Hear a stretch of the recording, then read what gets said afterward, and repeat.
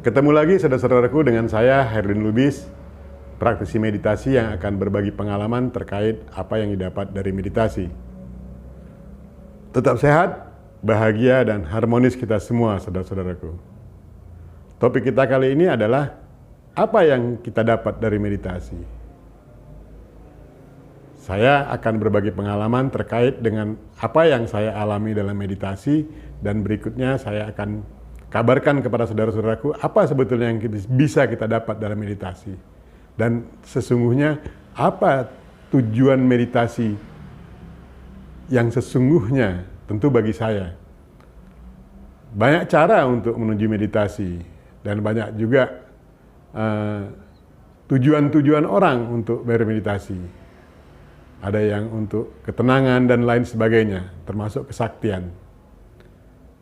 Tentu ini sangat tergantung kepada siapa yang bermeditasi. Jadi setelah saya bermeditasi ya lama ya. Sejak tahun 90-an awal saya sudah mulai meditasi, walaupun efektif itu di 90 pertengahan mulai efektif, dan mungkin di 2000-an lah. 2000 awal-awal baru saya betul-betul paham apa itu meditasi. Jadi meditasi itu seperti begini, sebuah perjalanan. Katakan dari Jakarta ke Bandung. Untuk kita tahu Bandung, tentu kita harus mencari tahu ada apa di Bandung, bagaimana ciri Bandung, bagaimana mencapai Bandung, jalan mana yang akan kita pilih, kendaraan apa yang akan menjadi kendaraan kita untuk menuju ke Bandung. Tentu banyak pilihan untuk menuju ke Bandung. Nah, ketika kita mampu, katakanlah, mencari guide untuk sampai ke Bandung, tentu kita lebih dapat mencapai Bandung yang sesungguhnya. Tapi ketika kita tidak mampu mencari guide untuk bisa sampai ke sana, tentu kita harus mempelajarinya. Di dalam perjalanan, tentu banyak hal yang akan kita lihat dan kita alami. Dan banyak juga pilihan jalan menuju ke Bandung. Bisa dari jalan tol Cikampek, bisa lewat Puncak, bisa lewat Sukabumi, bisa lewat Jonggol, bisa banyak jalan. Demikian juga kendaraan yang kita gunakan, bisa kendaraan umum, bisa kereta api, bisa macam-macam, bisa sepeda motor, macam-macam kendaraannya. Jadi tentu banyak pengalaman yang kita dapatkan ketika kita belum sampai ke Bandung. Jadi banyak orang yang menyatakan, saya sudah sampai ke Bandung, baru sampai Bogor, karena dia sesungguhnya Bandung itu nggak tahu seperti apa. Dan dia nggak bertanya juga Bandung itu seperti apa. Apalagi dia tidak punya guide untuk sampai bisa ke sana. Jadi orang baru sampai Cikampek sudah menyatakan sampai Bandung, sampai ke Bogor sudah menyatakan sampai ke Bandung, sampai Sukabumi sudah menyatakan sampai ke Bandung. Banyak yang seperti itu. Jadi saya akan menceritakan pengalaman saya bagaimana saya bisa sampai ke Bandung dan berbagai pengalaman yang saya dapatkan sebelum mencapai Bandung. Jadi meditasi itu sendiri bagi saya adalah merendahkan frekuensi kerja sel fisik saya untuk dapat berkolaborasi dengan frekuensi kerja apa yang saya tuju. Dalam meditasi saya tentu yang saya tuju adalah keilahian. Tuhan itu sendiri yang ada dalam diri saya. Ada di setiap yang ada, meliputi semua yang ada. Dan setiap yang ada di dalamnya. Oleh sebab itu saya mencari Tuhan itu dalam diri saya. Di luar diri saya juga ada Tuhan gitu. Tapi bukan Tuhan berarti banyak, Tuhan berarti saya. Karena dia meliputi semua yang ada di setiap yang ada, dan setiap yang ada dalam Tuhan itu sendiri. Jadi, dalam proses saya bermeditasi, ya tentu banyak pengalaman lah. Saya pernah bermeditasi lebih dari 7 jam setiap hari non-stop selama 8 bulan. Untuk mengetahui apa makna Allahu Akbar. Dan tentu banyak hal yang saya dapatkan. Banyak hal juga yang saya alami. Banyak tempat yang saya kunjungi. Hampir sudah keliling Indonesia saya untuk belajar meditasi. Walaupun secara khusus saya tidak memiliki guru untuk bermeditasi. Saya tidak punya guru, saya belajar sendiri. Saya membaca dari sana-sini, mendengar dari sana-sini, tapi tidak ada guru yang spesial yang membimbing saya. Nah, apa yang saya dapat dari meditasi hingga saat ini adalah saya bisa berkomunikasi dengan siapa yang akan saya ajak komunikasi. Tentu dalam konteks potensi diri, karena itu yang saya pelajari. Tetapi sebelum saya mendapatkan pelajaran ini, tentu banyak hal yang saya pernah dapatkan. Dan ternyata setelah sampai di sini, ya begitulah. Jadi setelah kita sampai ke Bandung, sesungguhnya proses untuk menuju Bandung tidaklah begitu penting. Tapi untuk mencapai Bandung itu sendiri, itu menjadi penting ketika kita belum pernah sampai ke Bandung.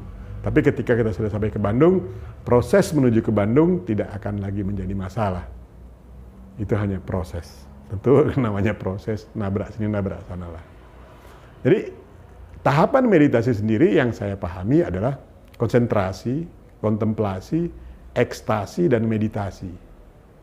Meditasi itu terakhir. Jadi konsentrasi itu yang saya pahami ya, kita berkonsentrasi untuk bagaimana melemahkan pikiran agar dia tidak terlalu liar. Merendahkan frekuensi kerja sel fisik kita seluruhnya dengan melemahkan pikiran kita. Kita harus bisa mengendalikan pikiran itu. Coba kita berkonsentrasi di sana. Berbagai cara untuk mengkonsentrasikan itu. Karena sesungguhnya yang perlu kita meditasikan adalah pikiran kita. Ketika pikiran kita termeditasikan, maka dia akan memiliki kesadaran yang paling dalam pun bisa dicapainya, yaitu kesadaran keilahian. Yang berikutnya kita implementasikan dalam kehidupan kita sehari-hari.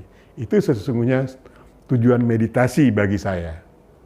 Untuk mengerti, memahami sesuatu yang akan saya cari terkait dengan Tuhan, potensi diri dan energi, dan juga hubungan Tuhan dengan ciptaannya.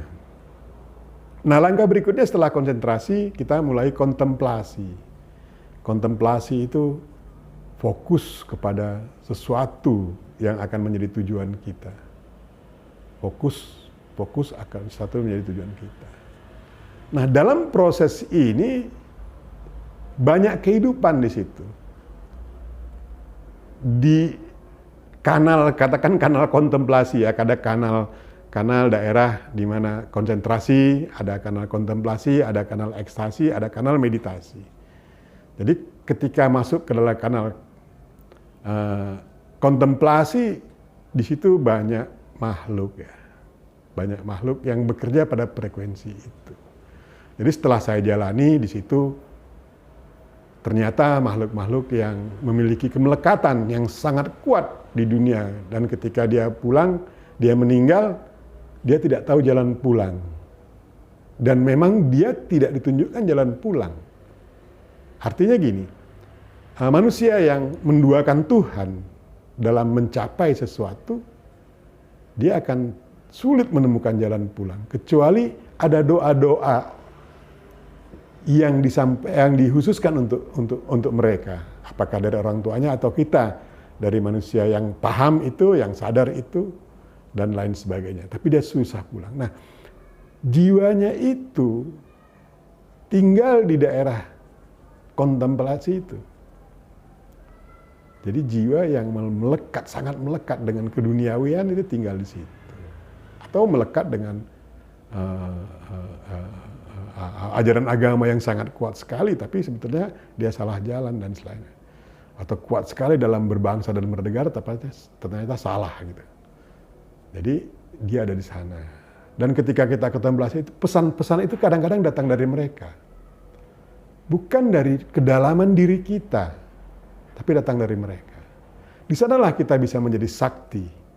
Kita bisa menahan ombak laut, kita bisa menahan hujan, dan lain-lain sebagainya. Apakah orang yang sampai kepada meditasi tidak bisa demikian? Tentu bisa kalau dia fokus ke situ.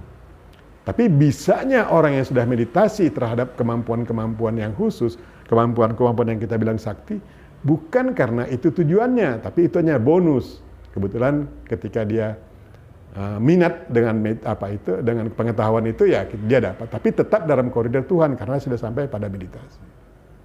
Nah, berikutnya kontemplasi. Setelah masuk,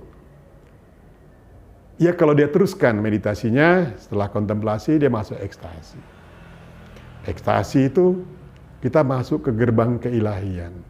Kita disambut di gerbang itu, di mana seluruh sel kita seimbang. Kalau yang kita sebut cakra-cakra, kata-kata itu semuanya aktif dan seimbang. Semua cakra di situ aktif. Makanya yang kita lihat kadang-kadang sinar bening, putih bening.